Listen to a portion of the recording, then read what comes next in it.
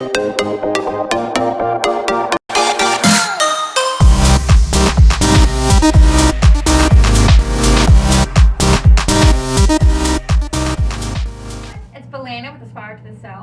this Witchy Wednesday, and today we're going to discuss Lupercalia, or what we know as Valentine's Day.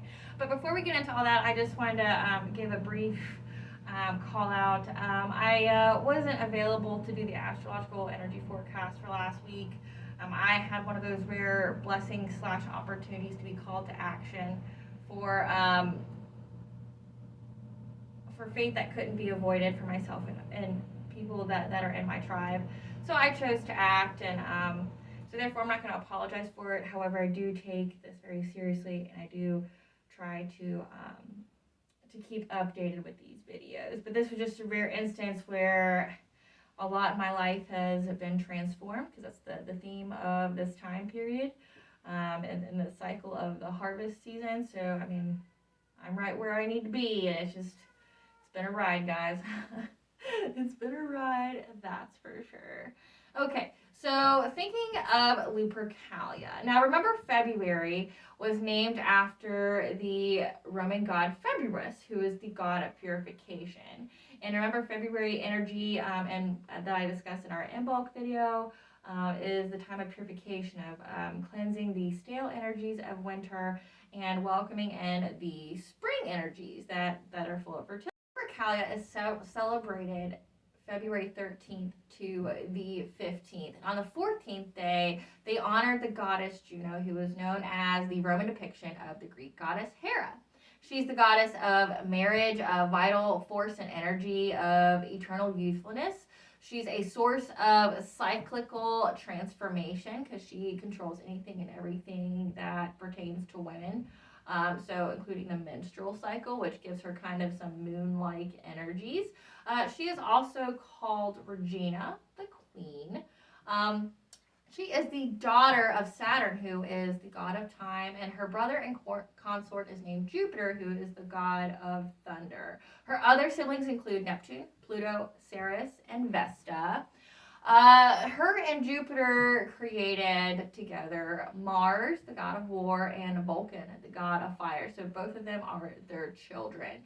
Now, where she relates to Hera is that Jupiter was known to have many, many, many affairs, and she spent a lot of her time, like Hera, making the women he had affairs with. Another god that is worshipped at this time is Faunnos, or Lupercus.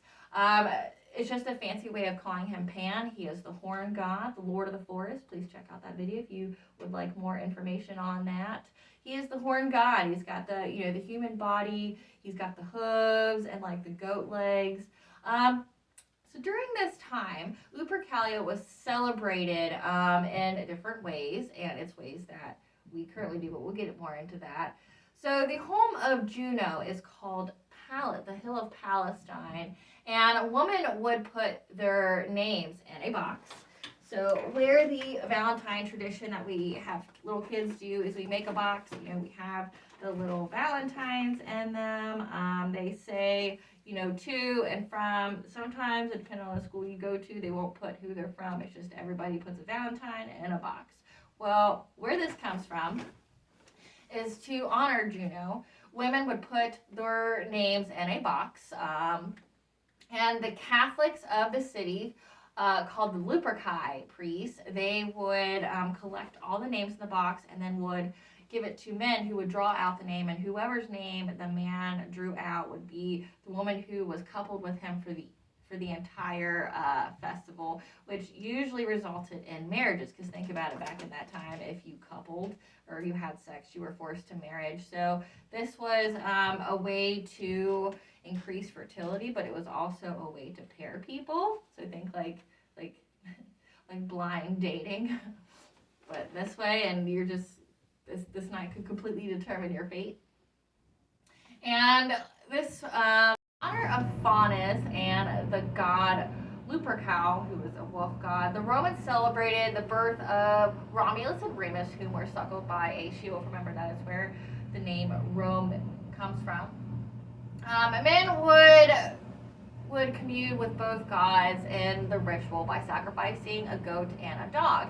And from this, they would take the hide from the goat and make a februum, which is think like a long whip, out of its skin. And the Lupercalia priests would have the women line up in town who were barren or who wished to have fertility, wished to have reproductive health or whatever. He'd have them line up, and the priest would gently hit, they just run down and gently hit people with this whip, and that was to bless them with fertility.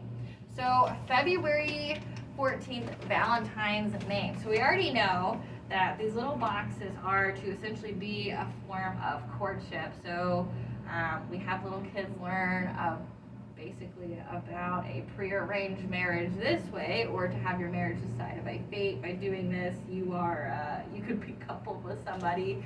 Now, the name for Valentine's came from a priest who performed marriages in secret because back then married men did not get drafted. So he would marry like single men to women in private so that they couldn't be drafted. However, when he was found out, him and another priest were sentenced to be beheaded. Now, the whole doing it secretly, the anonymous, the secret admirer thing for Valentine's Day is due to when he was in prison, he fell in love with a maid there, and they would pass notes between the cell, and they would put them to and from as anonymous. When you read the story of the priest Valentine, it comes across as very V for Vendetta. Like it's, like that part in the movie where she's reading the toilet paper and crying and having her transformation. That's what Valentine's all about. So Valentine's Day is actually a very paganistic sex holiday that's focused on fertility, marriage, and it's to honor the Lord of the forest. So people are trying to get pregnant during this holiday. So ladies out there, please be careful. If you're expecting to have your period next week, that means you're ovulating now. So just make firm choices or good choices, because fate or the seasons may work against you or with you, depending upon what you're wanting to conceive. All right, this is Valena with the Spartan Self, guys. Bye.